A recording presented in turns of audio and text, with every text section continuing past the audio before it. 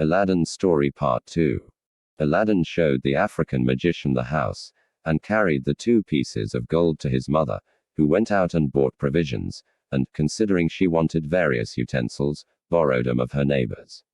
She spent the whole day in preparing the supper, and at night, when it was ready, said to her son, "Perhaps the stranger knows not how to find our house. Go and bring him, if you meet with him." Aladdin was just ready to go, when the magician knocked at the door, and came in loaded with wine and all sorts of fruits, which he brought for a dessert.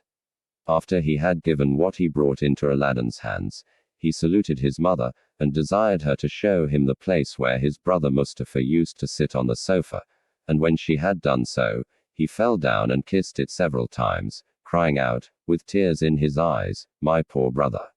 How unhappy am I, not to have come soon enough to give you one last embrace." Aladdin's mother desired him to sit down in the same place, but he declined. "No," said he, "I shall not do that, but give me leave to sit opposite to it, that, although I see not the master of a family so dear to me, I may at least behold the place where he used to sit." When the magician had made choice of a place, and sat down, he began to enter into discourse with Aladdin's mother. "My good sister," said he, "do not be surprised at your never having seen me all the time you have been married to my brother Mustapha of happy memory.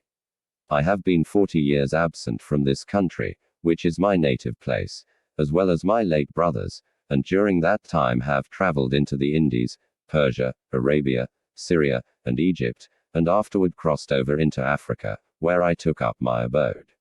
At last, as it is natural for a man, I was desirous to see my native country again, and to embrace my dear brother, and finding I had strength enough to undertake so long a journey, I made the necessary preparations, and set out. Nothing ever afflicted me so much as hearing of my brother's death. But God be praised for all things. It is a comfort for me to find, as it were, my brother in a son who has his most remarkable features." The African magician, perceiving that the widow wept at the remembrance of her husband, changed the conversation, and turning toward her son, asked him, "What business do you follow? Are you of any trade?" At this question the youth hung down his head, and was not a little abashed when his mother answered, "Aladdin is an idle fellow.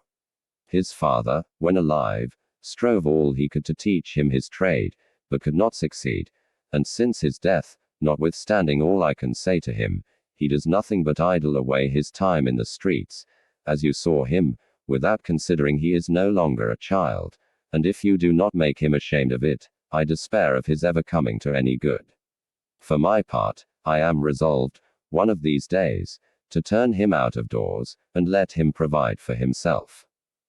After these words Aladdin's mother burst into tears, and the magician said, "This is not well, nephew, you must think of helping yourself, and getting your livelihood. There are many sorts of trades. Perhaps you do not like your father's, and would prefer another. I will endeavor to help you. If you have no mind to learn any handicraft, I will take a shop for you, furnish it with all sorts of fine stuffs and linens, and then with the money you make of them you can lay in fresh goods, and live in an honorable way. Tell me freely what you think of my proposal. You shall always find me ready to keep my word." This plan just suited Aladdin, who hated work. He told the magician he had a greater inclination to that business than to any other, and that he should be much obliged to him for his kindness. "Well, then," said the African magician, "I will carry you with me tomorrow, clothe you as handsomely as the best merchants in the city, and afterward we will open a shop as I mentioned." The widow, after his promises of kindness to her son, no longer doubted that the magician was her husband's brother. She thanked him for his good intentions, and after having exhorted Aladdin to render himself worthy of his uncle's favor, served up supper, at which they talked of several indifferent matters, and then the magician took his leave and retired. He came again the next day, as he had promised, and took Aladdin with him to a merchant, who sold all sorts of clothes for different ages and ranks ready-made, and a variety of fine stuffs, and bade Aladdin choose those he preferred, which he paid for.